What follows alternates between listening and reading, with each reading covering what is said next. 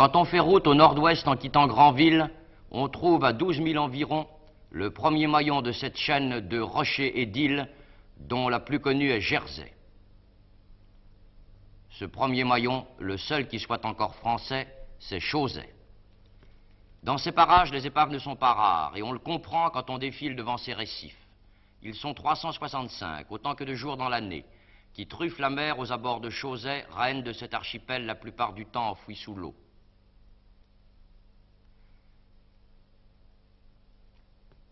Passé le barrage de ces dangereux cailloux, le petit port présente un aspect plus riant.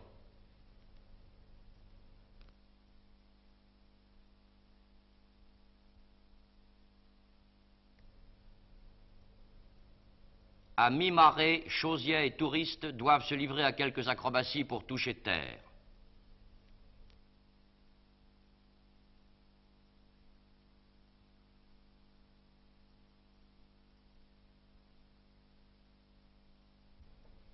Il leur reste alors à monter la cale, toujours encombrée de casiers à homards, car les pêcheurs de l'île et ceux de Granville fournissent à la France plus de 80% de ses crustacés. Voici 23 ans, ils se sont durement accrochés avec les Anglais sur les fameux bancs. Nous en reparlerons. Le phare, qui sort rarement de la brume, est le point le plus élevé de l'île. De son sommet, l'on découvre les abords. À l'équinoxe de septembre, il se métamorphose totalement en l'espace d'une marée. D'une mer presque lisse surgit ce paysage lunaire, qu'engloutiront dans 6 heures 20 mètres d'eau, le plus fort étiage du monde entier.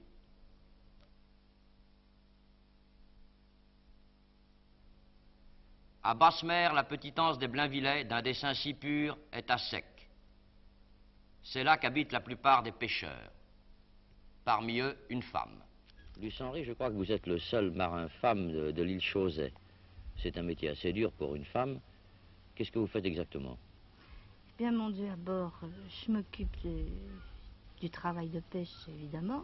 Je m'occupe aussi des hommes, qui aient un peu de confort. Et puis, que tout aille bien à bord. Tant au point de vue pêche qu'au point de vue passager l'été. Alors, les passagers l'été et la pêche l'hiver. La pêche l'hiver, c'est exact. Et vous êtes toujours sur le bateau? Je suis toujours sur le bateau, oui. Grâce à l'autorisation de la marine. Pourquoi? C'est spécial? C'est très spécial. Je crois que nous sommes 3 en France, c'est tout. Bon, je pense que pour faire un métier pareil, vous êtes né dans cet archipel. Vous êtes vraiment du coin. Je ne suis pas née dans cet archipel, non. Je suis née à Épernon, à côté de Rambouillet. Fichtre, qu'est-ce que vous êtes venu faire ici? Eh bien, mon Dieu, depuis 20 ans, j'adore l'île. D'ailleurs, c'est pourquoi j'ai construit une maison, j'ai réussi à la construire, avec autorisation ici, parce que c'est très délicat. Et puis, en plus, j'adore la mer, j'ai toujours aimé la mer, et j'y suis revenue. La mer, elle est présente à Chausey partout, sauf en ce vallon qu'on appelle la ferme. Ici, le sol est fertile, et on y rencontre même un troupeau de vaches. Mais qu'il est étroit, ce vallon. On en sort à peine qu'on tombe sur la maison du commandant Plessis. Là vit l'homme dont l'action faillit, voici 23 ans, à propos de la pêche au homard, provoquait un drame. On m'a dit dans le pays que personne mieux que vous ne pouvait me raconter la fameuse querelle entre les Anglais et les Français au sujet des Minquiers. Est-ce que c'est vrai? C'est-à-dire, j'ai participé à l'expédition. Quelle expédition? J'ai été un peu à cause en 1939, quand on a construit cette cabane, cet abri pour les pêcheurs. Alors ça s'est passé comment? Eh bien, ça s'est passé de la façon suivante, c'est que les Anglais, n'est-ce pas, avaient balisé un peu partout, et voulaient de plus en plus mettre la main sur les Minquiers, puisqu'ils mettaient des affiches où il y avait État Jersey, Minquiers. Le conflit, si on peut dire, existe depuis bientôt des centenaires, voyez-vous.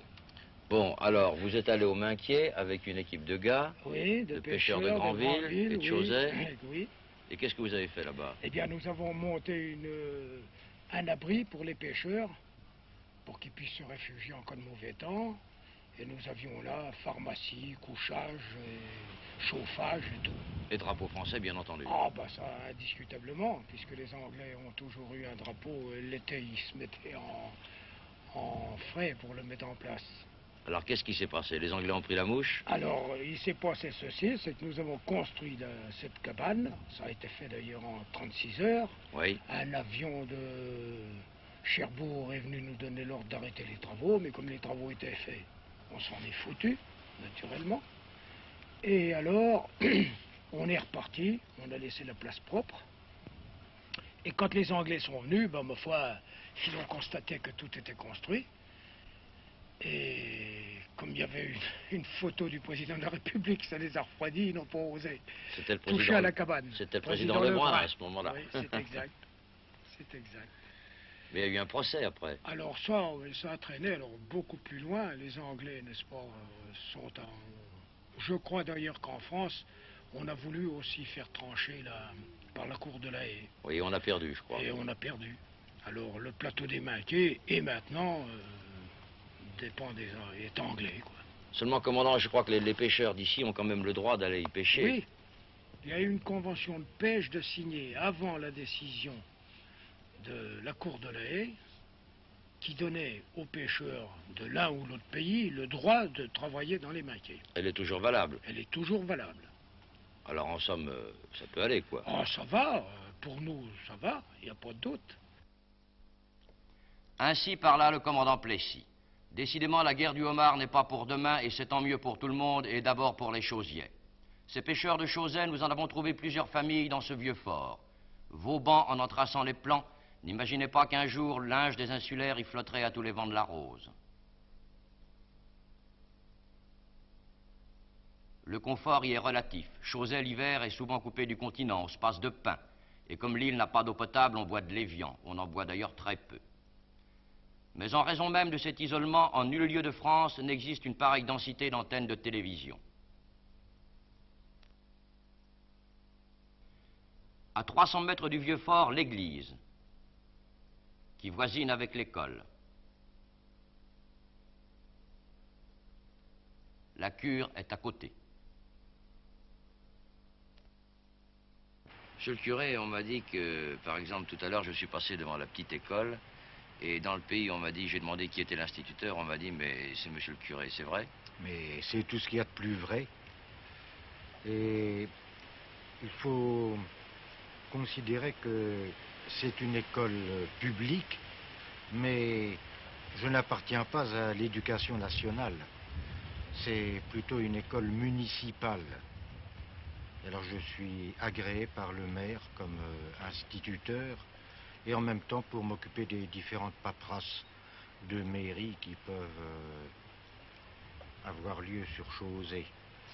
Alors, en somme, ça vous fait déjà, en dehors de votre sacerdoce, bien entendu, j'ai vu votre église, elle est très jolie.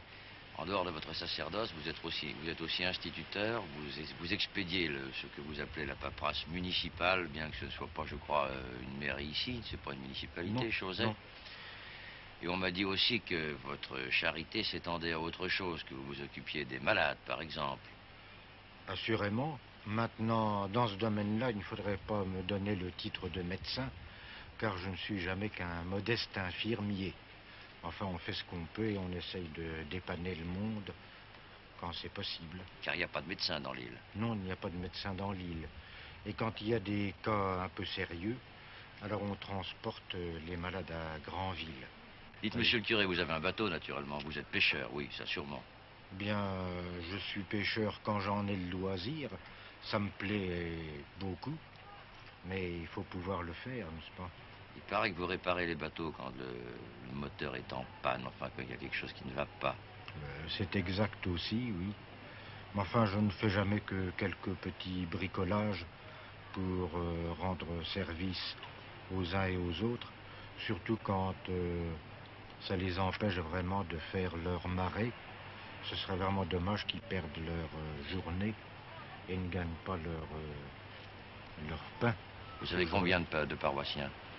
Eh bien, il faut en compter 125. 125 des vrais chausiers. Sédentaires. Sédentaires, oui. Maintenant, l'hiver, ça tombe tout de même à une 60aine. Où vont les autres? Les autres sont à Granville parce que ici, ils ne pourraient pas gagner leur vie l'hiver. Ce qui leur fait gagner leur vie, en somme, c'est le homard. Et l'hiver, il n'y en a pour ainsi dire pas. Je vais vous poser une dernière question. Je ne sais pas si c'est la peine de vous la poser d'ailleurs. Est-ce que vous êtes attaché aux îles Chausey? C'est une question en effet qui est tout à fait superflue. Et si je suis venu à Chaugé, c'est justement parce que je me suis trouvé fasciné par Chauzé. Et en effet, c'est une situation très attachante.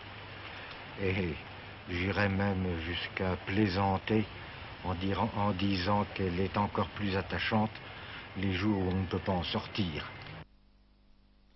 Quand on ne peut pas en sortir, plus de touristes, les gens du pays seulement, parmi lesquels Louis Renault venait se détendre. Vous venez de voir sa demeure, elle est sur la côte ouest, plus sauvage encore que l'autre avec ses roches bizarres, ses épaves et ses pêcheuses de goémons.